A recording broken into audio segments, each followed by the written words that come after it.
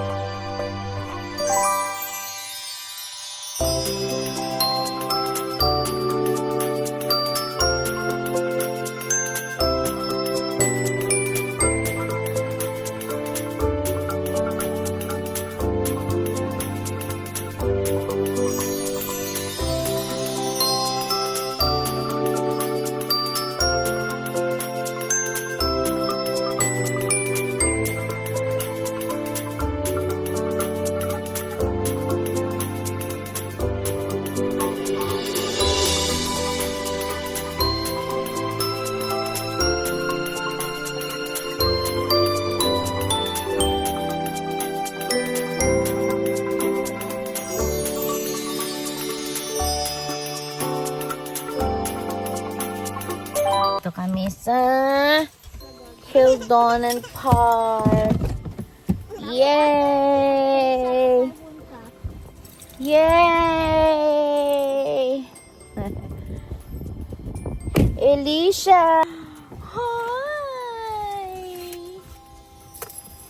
Hi! Hindi tayo nakasuot ng ano maganda. Wow! Wow! Teka lang. Open mo. Wow! Ang lamig. Ha? Malamig. Yay! Wala sa plano. Wala sa plano ang pupunta dito. Kaya hindi nakabihis ng ayos ang madam. Ay, alalim. Alalim, be. Napakalalim. Ang lalim. Alicia?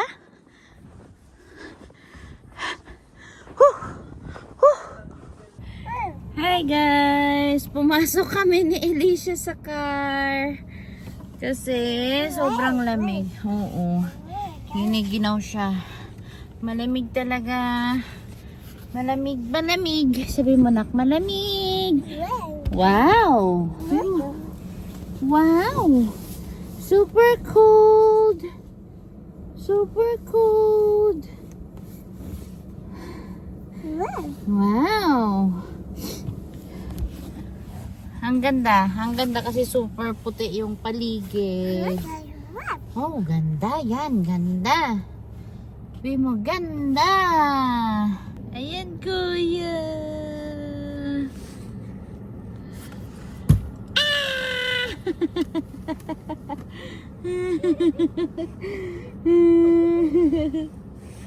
Ayan na, kuya. Ayan na, kuya. Ah! Nagdala ng madami snow. Ayan na, kuya. Ah! Yeah! Hala, very big. Hala. Ah! Ang laki na snow, nak. Ang laki na snow.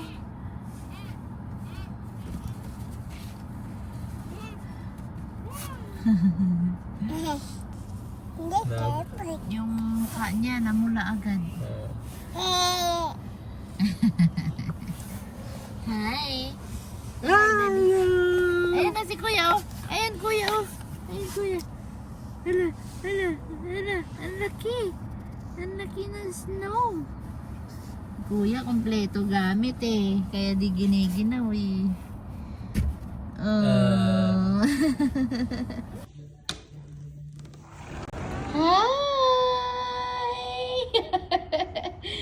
Hi! You like that?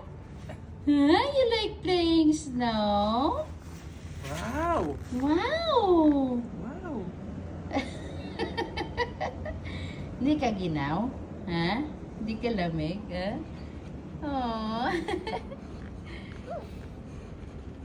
Gustong gusto niya daddy, oh. Wow!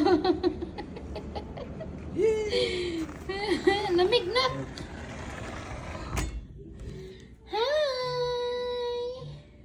So, hi guys. Andito na kami sa bahay. Galing kami kanina sa sa Kildonan Park kasi nga pinalaro namin yung mga bata. And pagdating namin dito is nanood kami ng Moana kasi 'di ba may season 2 na yung Moana ngayon. And then so dumating kami dito ng mga siguro 6 PM. So nag-movie kami kaagad. And nung mga nung tapos na kami nanood, biglang umakyat yung sa baba namin. Nag-complain na naman siya kasi nga maingay daw kami, ganyan. Nagtataka kami kasi hindi naman ganun kalakas din yung music namin. Tapos yung mga bata, sinasabihan na namin sila na handaan sa lakad kasi nakadalawang complain na sila kasi nga stamping daw ng mga bata. So, hindi naman namin mapipigilan yung mga bata na naglalaro sila dito sa sala. Alam mo yun, yung mga naglalaro sila, nagtatakbo-takbo sila, yung mga ganun, mga simpleng ng mga bata na hindi mo kayang i-control yun. Kasi syempre, mga bata yun eh. So, ngayon, kanina, habang nakahiga ako, habang pinapatulog ko yung mga bata, nagtitingin-tingin ako ng rules dito kung ano ba talaga, anong oras ba talaga. I'm not sure kung 10 p.m. or 11 p.m. but it doesn't matter kasi hindi naman gising yung mga anak namin ng ganong oras. By 8 p.m. or 9 p.m. pinapatulog na namin sila. So talagang sa ganong oras is mga 10, 11, 12, tahimik na talaga kami dito. And nagtataka din kami kasi even dito sa floor namin, wala naman nagrereklamo sa amin dito. Ang nagrereklamo is nasa baba. So, bukas, susubukan namin ni Daddy mag-complain naman sa manager about sa kanila na if ever nga na aakit sila dito is hindi na namin sila pagbubuksan ng pinto. Kasi nga, hindi na po pwedeng kami yung mag-adjust sa kanila kasi hindi mo makokontrol yung mga bata sa mga stamping nila. And kanina kasi, malakas yung katok nung lalaki. Tapos parang galit siya. Tapos nakita ni Ethan.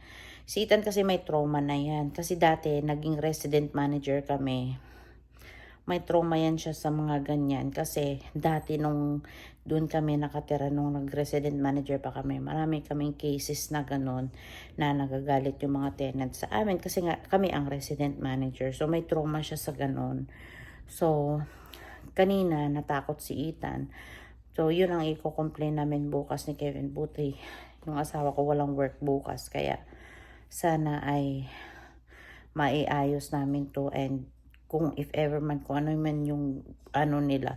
Alam mo yung dahilan lang nung asawa niya nung nakaraan na naglalaro yung mga anak namin. Sabi, masakit ulo ng asawa niya. Ayaw daw ng stamping ng Sabi ko, hello, kami pa mag-a-adjust para sa sakit ng ulo mo. O yung mga anak ko pa mag-a-adjust para sa sakit ng ulo mo.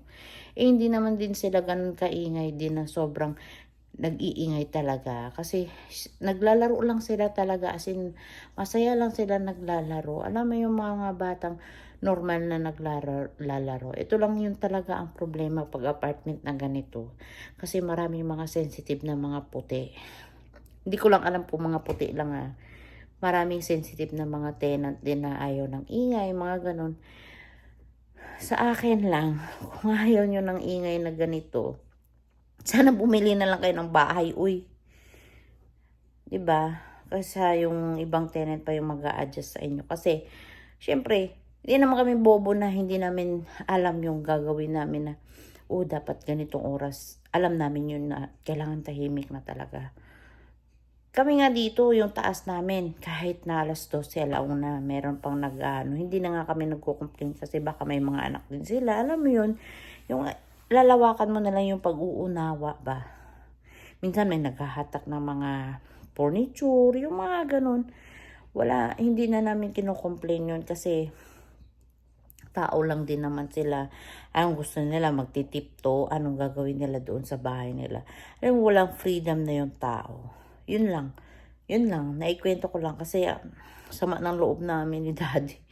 Kasi syempre, wala naman kami ginagawang masama. Tahimik nga lang. Asaya nga namin kanina. Nanonood lang ng movie. Ay. O siya, makakabili din tayo ng bahay. So hanggang dito na lang guys. Matutulog na kami ni Daddy. Naghugas lang ako ng dodo. And then, pinatulog na namin yung mga bata. And then, papasok na kami sa kwarto. Bye! Good night!